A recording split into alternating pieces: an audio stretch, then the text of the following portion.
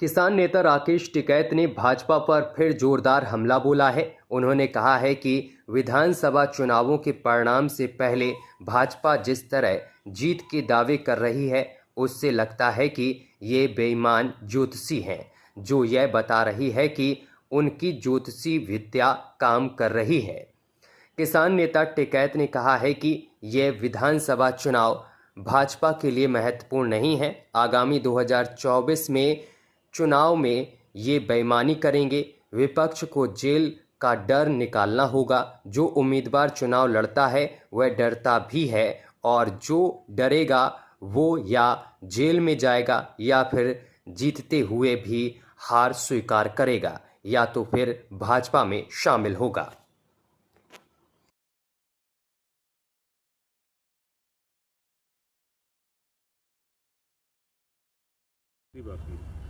भाजपा के खिलाफ हमेशा आप बिल्कुल जो है मुकर रहे हैं। भाजपा कहना है कि हम सब जगह सरकार बना रहे हैं। भाई ये ऐसा क्या, ये बेईमान ज्योतिषी हैं, इनको कैसे पता? ये जैसे उत्तर प्रदेश में कहते थे, यहाँ इन्होंने बेईमान ना करा। भाई इतना काम तो वो बता सकें कि जो बेईमान ज्योतिषी हो, अगर बेईमान ना करना है, मेरा ज्योतिषी विद्या मेरी काम करेगी, तो ऐसे कैसे बता सके? वो तो टिकैत साहब का आकलन क्या है? हमारा ये है कि वहाँ पे इनको कामयाबी नहीं मिलने की, कम मिलेगी, लेकिन ये पार्लियामेंट में बेईमान नहीं करेंगे। ये दिखाने की कोशिश ये करेंगे कि देखो जी हमने सब बिल्कुल ठीक हुआ ये करा, लेकिन ये पार्लियामेंट में बेईमान नहीं करेंगे। ये बीजेपी के हारे हुए कैंडिडेट को जीत का सर्टिफिकेट देंगे। उनका दिमाग उस पर ज़्यादा है। 2024 में निश्चित रूप से बेईमान ना करेंगे, क्योंकि जो कैंडिडेट चुनाव लड़ता है वो डरता भी है।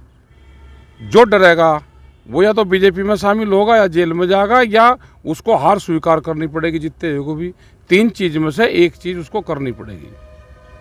450 को सिलेंडर की आज राजस्थान में बीजेपी। भाई यहाँ पे बीजेपी की सरकार है, यहाँ क्यों नहीं कर रहे? यहाँ किसान नहीं रहते क्या? आम जनता तो यहाँ पे भी रहती है। 450 का सिलेंडर तो गरीब आदमी को यहाँ पे भी चाहिए। छत्तीसगढ़ में वहाँ का मुख्यमंत्री 600 रुपया क्विंटल ज़्यादा धान पर दे रहा था। अब उसने कहा कि मैं 1600 रुपया क्विंटल दूंगा एमएसपी से ज़्यादा। इन्होंने कहा जी हम भी देंगे। भाई ये एडवांस यहाँ क्यों नहीं देते? ये यहाँ भी दे दें। तो ये जो रियायतें हैं ये सब चुनावी रियायतें हैं। ये कंपटीशन में एमएसपी पे जरूर सब पॉलिटिकल पार्टियाँ बात करने लगी।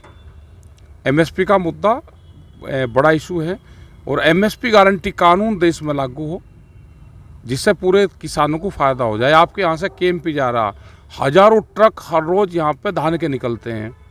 किसान लेकर जाता है तो लाठीचार्ज है, और ट्रक में जाएगा वो आप लेकर चले जाओ। तो क्योंकि व्यापारियों की सरकार है, व्यापारियों को फ़ायदा देगी। ठीक है जी, आप कहते हो विपक्ष और मुद्दा बिजली के बिल के सहित ओटीएस और भी चीज़ों का गर्म आया है।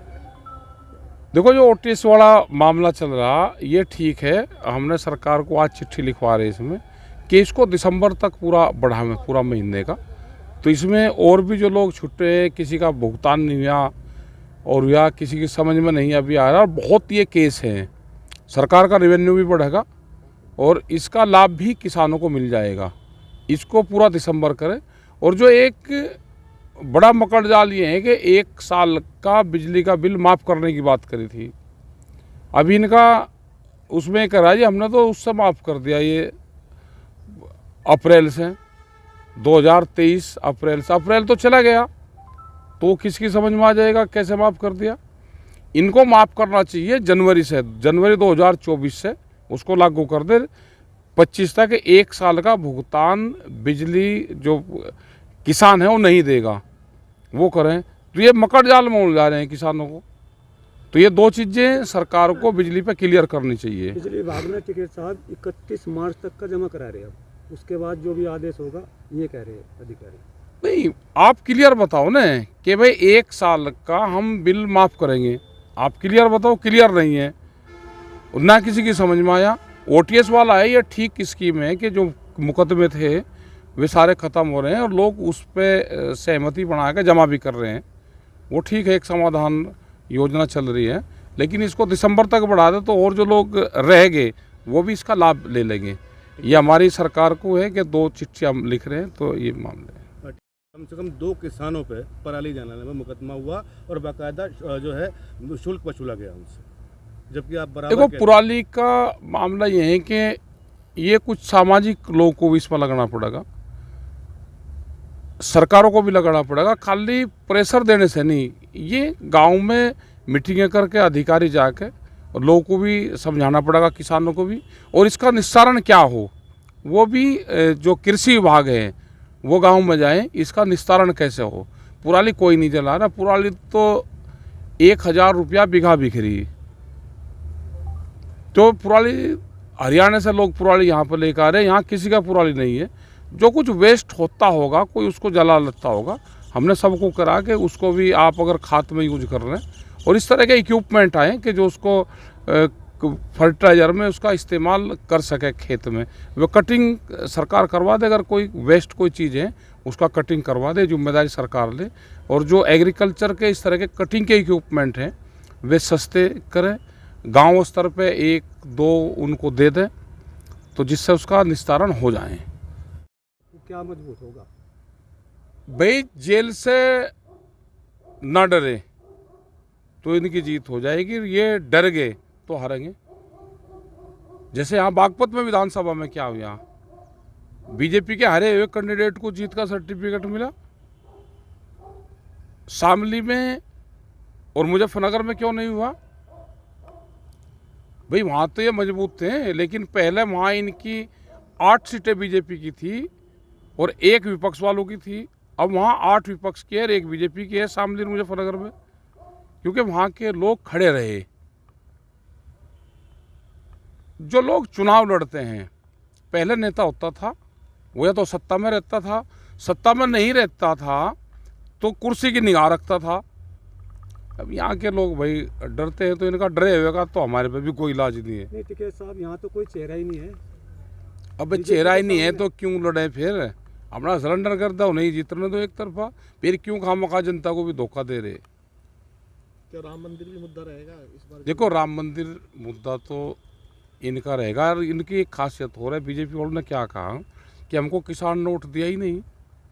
हमने उनसे पूछा भाई दिया तो ना, किसी किसान से पूछ लेना, अगर हमको वोट दिया हो, हमको हिंदू ना वोट दिया, हम उसका मंदिर बना रहे। अगर किसान हमको वोट देगा तो उसका काम करेंगे। तो ये उनका कहना, किसान और हिंदू को अलग अलग कर दिया इन्होंने। और बात भी उनकी सही है, बात बिल्कुल ठीक है। हमने जब गांव में पूछा भाई किसी किसान ने वोट दिया,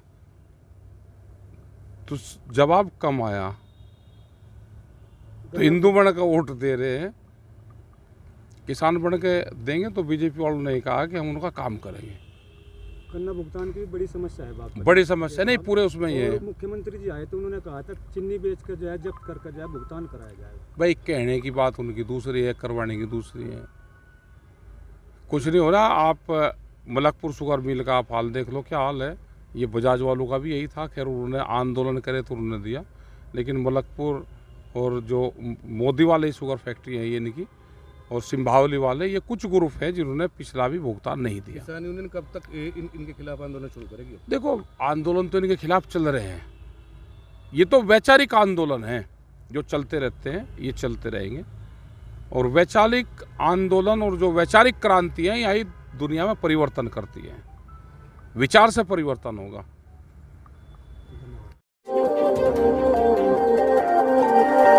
दोस्तों, अगर आपको हमारा ये वीडियो पसंद आया हो तो इस वीडियो को लाइक करें और हाँ, चैनल को सब्सक्राइब करना ना भूलें। अर्श अस्पताल आपके परिवार के लिए सुरक्षित और सर्वोत्तम स्वास्थ्य देखभाल केंद्र, धनोरा रोड, गजरौला, जनपद अमरोहा। Mobile number 9412473638। हमारे यहाँ नॉर्मल एवं सिजेरियन डिलीवरी की सुविधा, बच्चेदानी एवं पित्त की थैली का ऑपरेशन, टूटी हड्डी के प्लास्टर की सुविधा, ओपीडी एवं मरीज भर्ती की सुविधा, डेंगू एवं टाइफाइड बुखार के इलाज की सुविधा, monitor, pulse oximeter, oxygen, fetal doppler, Ambu bag आदि की सुविधा, एम्बुलेंस सेवा एवं 24 घंटे इमरजेंसी सुविधा, अर्श अस्पताल, डॉक्टर फरियाद अली, पता है धनोरा रोड, गजरौला, जनपद अमरोहा। Mobile number 9412473638।